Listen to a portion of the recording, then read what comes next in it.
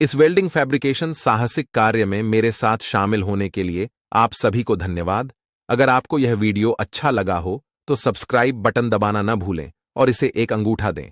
साथ ही बेझिझक कोई टिप्पणी भी छोड़ें। सिंह वेल्डिंग वर्क्स की टीम की ओर से आप सभी का धन्यवाद।